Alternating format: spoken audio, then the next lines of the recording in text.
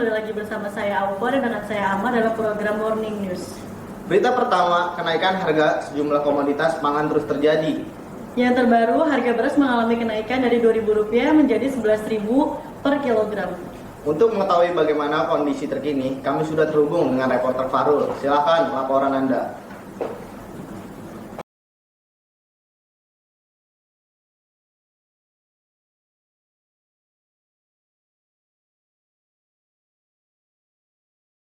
Terima kasih Bapak dan Ahmad.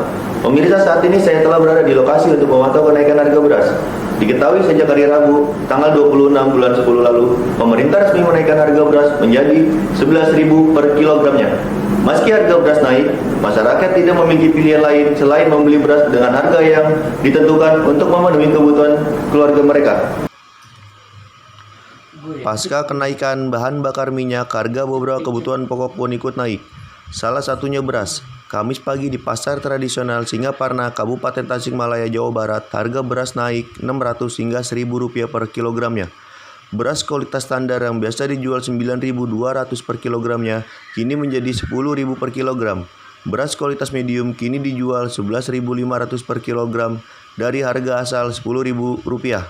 Dan beras kualitas premium kini menjadi Rp12.500 dari sebelumnya. Kenaikan harga beras ini dirasakan berat oleh warga, mereka terpaksa mengurangi jumlah pembelian yang biasanya 20 kg kini maksimal 15 kg sekali belanja. Diakui beberapa pedagang, harga beras berangsur naik setelah kenaikan harga bahan bakar minyak. Mereka mengalami omset penjualan akibat sepi pembeli. Sehari pedagang hanya mampu jual 2-3 kuintal beras. Padahal sebelumnya mampu menjual 5 kuintal hingga 1 ton per hari. Berita selanjutnya, pasca kembali dibuka Monas, bagi warga Jakarta, masyarakat mulai kembali berdatangan dan menikmati keindahan dan fasilitas yang tersedia di Monas. Bangunan ikonik Jakarta tersebut sempat ditutup selama 2 tahun untuk menghindari penyebaran virus Corona-19. Untuk mengetahui bagaimana kondisi terkini, kami sudah terhubung dengan reporter Rusdan yang telah berada di lokasi. Silakan laporan Anda.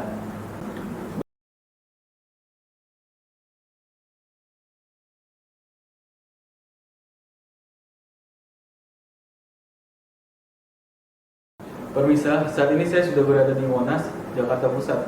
Saat ini Monas sudah resmi kembali dibuka untuk masyarakat umum pasca pandemi COVID-19 sejak 2020 lalu.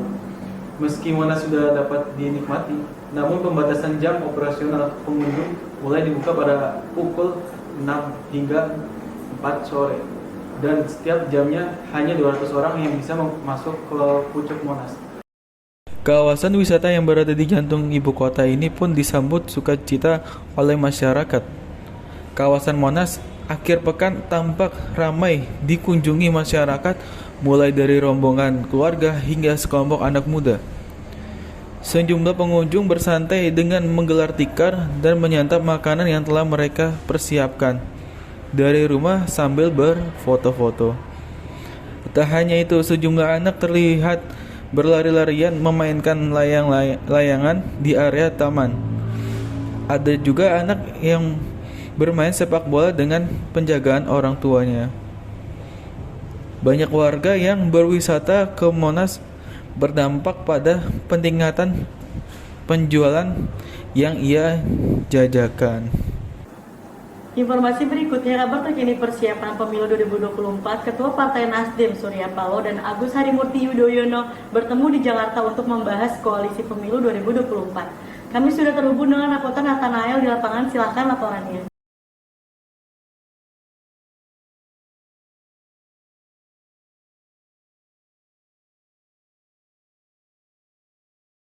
Baik Alfa, terima kasih. Saat ini saya sedang berada di lokasi untuk mengabarkan kondisi terkini.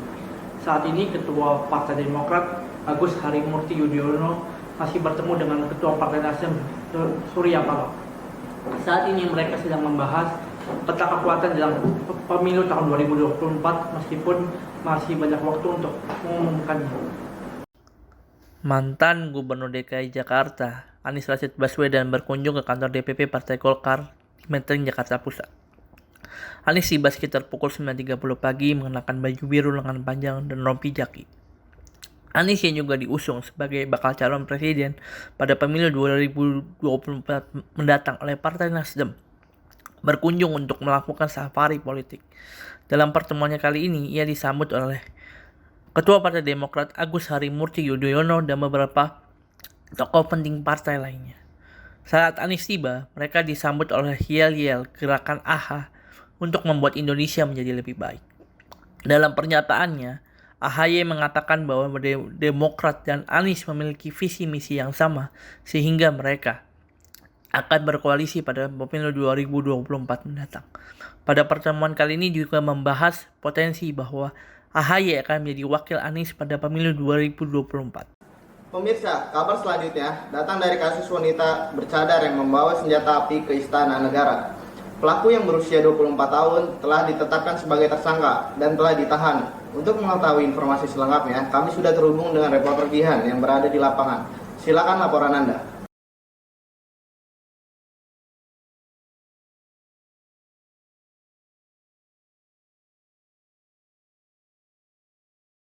Terima kasih Amar, saat ini saya telah berada di kantor polisi untuk melihat perkembangan kasus wanita yang membawa senjata api ke Istana Negara.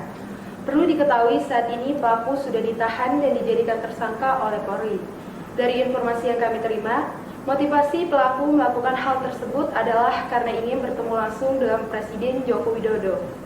Perempuan bercadar yang hendak menerobos istana mereka sambil membawa senjata api diketahui berinisial SE 24 tahun. SE tinggal di Bilangan, Jakarta Utara. Ketua rukun tetangga setempat berinisial N mengakui bahwa perempuan yang telah ditangkap karena mencoba menerobos istana mereka itu merupakan warganya. Aksi perempuan bercadar itu, kata N, sempat membuat geger warga setempat. Diketahui SE mencoba menerobos masuk ke Istana Merdeka, Jakarta Pusat dengan menodongkan pistol ke anggota Pas Pampres. Selasa 25 Oktober 2022 sekitar pukul 7 waktu Indonesia Barat. Direktur Lalu Lintas Polda Metro Jaya Kombes Latif Usman menjelaskan, perempuan tanpa identitas tersebut awalnya terlihat tengah berjalan kaki di trotoar jalan dari arah Harmoni mengarah Medan Merdeka Utara. Sesampainya di depan pintu masuk Istana Negara, kata Latif, perempuan tersebut tiba-tiba menghampiri anggota Pas Pampres yang sedang berjaga. Sesaat kemudian perempuan tersebut mengeluarkan senjata api jenis FN dan menodongkannya ke arah anggota Pas Pampres yang dihampirinya. Mengetahui kejadian itu, anggota polisi lalu lintas yang sedang mengatur arus lalu lintas di sekitar lokasi langsung membantu menangkap perempuan itu dan merampas pistol di tangannya. Perempuan tersebut kemudian langsung diamankan dan dilakukan penggeledahan awal oleh petugas bersama anggota Pas Pampres. Menurut Latif, petugas di lapangan kemudian berkoordinasi dengan anggota Polri untuk menindaklanjuti peristiwa tersebut.